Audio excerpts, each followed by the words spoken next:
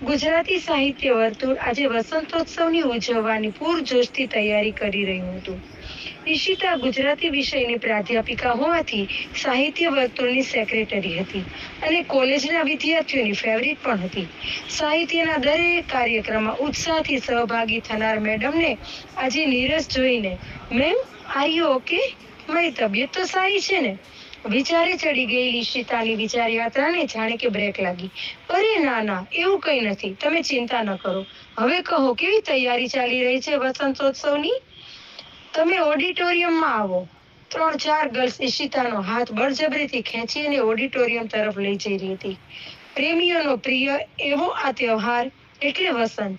ફાગણીઓ ફાગ લઈને આવ્યો હતો. કેસુડો ડાળીથી લચી પડ્યો હતો અને આમ્ર મંજરીનો રસ પક્ષીઓ દ્વારા ચૂસાઈ રહ્યો હતો. કોયલ ટવકા મૂકી રહી હતી અને ચાતક પક્ષી એકબીજાની ચાંચમાં ચાંચ પરોવી પીહું પીહું બોલી રહ્યા હતા. આવી સુંદર પ્રણયના ભાવથી તરબતર કવિતાઓ અને ગઝલનું પઠન થઈ રહ્યું હતું. પણ ઈશિતાને તો કેવી વસંત! નાનપણમાં નક્કી કરેલા વિવાહથી ઈશિતા સહેજ પણ ખુશ નહોતી. પોતે ગુજરાતી સાહિત્યમાં પીએચડી, જ્યારે પોતાનો પતિ માત્ર 10 ધોરણ પાસ. ગામ ટોચની કરિયાણાની દુકાનનો ધીકતો ધંધો હોવાથી ભણતરને તિલાંજલિ આપી ઘરનો ધંધો સંભાળીને બેઠેલો ઈશિતાને ક્યાંથી ગમે, તમે જ કહો. આવતીકાલે વસંત પંચમી અને આણું બનાવીને સાસરે જવાનું હોવાથી ઈશિતા નાખુશ હતી. કાર્યક્રમની નેટ પ્રેક્ટિસ જોઈ અને ઈશિતા પોતાના પ્રિય કવિ મેહુલનો લેટેસ્ટ કવિતા સંગ્રહ ખરીદવા બુક શોપ પર પહોંચી. ત્યારે કોઈ વ્યક્તિ વિક્રેતા સાથે વાતચીત કરી રહી હતી.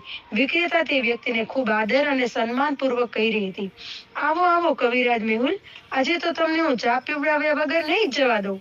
પોતાના પ્રિય કવિ મેહુલનું નામ સાંભળી ઈશિતા મનોમન હરખાઈ. એમને મળવાનો અને જોવાનો ઇંતજાર આજે પૂરો જ થવાનો હતો. કવિ મેહુલ ઉતાવળમાં હોવાથી તેઓ ઈશિતા સાથે ટકરાયા. ઈશિતાની નજર શરમથી ઢળી, પણ એને નજર ઉઠાવીને જોયું. ઓહ ઈશિતા, તમે? ઈશાન, તમે જ કવિ મેહુલ? ઈશાન એટલે કે કવિ મેહુલના હાથમાંથી ચાલને રંગાઈ જઈએ કવિતા સંગ્રહ જમીન પર પડું થઈ રહ્યો હતો. બંને એને વળી અને ઉઠાવી લેવા નીચે વળ્યા. નજર મળી અને આંગળીઓનો સ્પર્શ થયો. જીવનભર એકબીજાના રંગે રંગાઈ જવાના કોલ પણ દેવાઈ ગયા. અસ્તુ.